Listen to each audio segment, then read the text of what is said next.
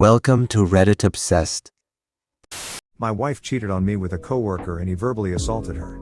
Should I still file for divorce or try to save our marriage? Me 30M and my wife 29F have been together since 2005 and got married in 2011. Her and I have always been best friends and have been through our entire adult lives together. 3 years ago we moved to a new city about 800 miles away from all of our lifelong friends and family after she had a job offer we thought was too good to pass up. We don't have any kids, so we felt it was a perfect opportunity to try living somewhere outside our hometown. Unfortunately, this job is what led us to the issue I'm having today. Back in July of this year, she went on a trip with about 8 of her coworkers for the weekend, and on the last day, the group ran into a series of delays that ended up splitting the group and causing her and another guy to miss their flight and have to wait until the next morning to fly out.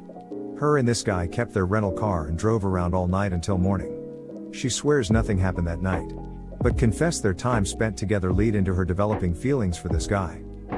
About a month after their trip, she confessed she was meeting up with him after work and going out together. This eventually led to them having sex on a couple occasions. She expressed deep regret and told me she is trying to end her relationship with this guy. Even though I was devastated, I hesitated jumping straight to filing for divorce because I had a hard time coming to terms with what my life would be like without her. I eventually talked to a lawyer just to see my options. But we started going to counseling and tried to save the relationship because I felt she was truly sorry for what she did. This apparently made the guy very angry and he became verbally abusive over her reluctance to leave me.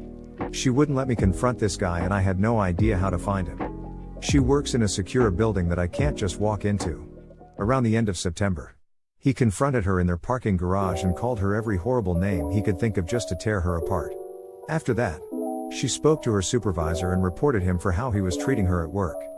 She then blocked his phone number and she told me she moved to a different part of their building so she doesn't have to interact with him.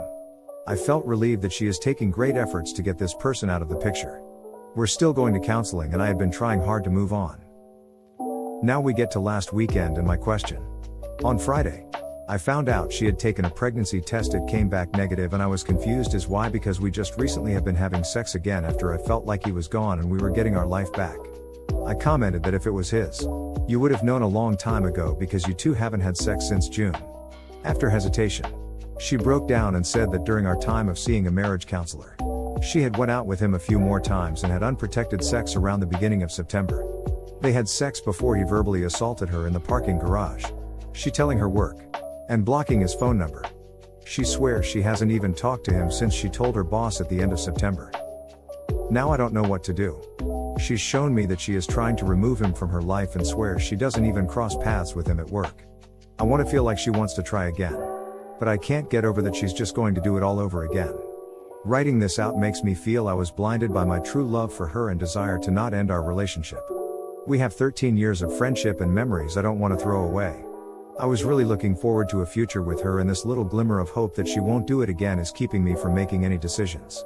I'm going to talk to our counselor tomorrow, but I want a more honest opinion. Am I truly blind in the fact that I need to leave her? Or should I let the past be the past and hope we can work it out? TLDR. Wife of 7 years cheats with a coworker. She says she's sorry and we try to save the marriage. She keeps cheating, but he verbally assaulted her and she says she wants to be with me. Next story. Wife cheated with co-workers who live 6 doors down from us. So my wife and this guy have been co-workers and friends for over a year now. They mostly work together but sometimes talk via text/Snapchat. He is 26 and she is 33. I'm 37.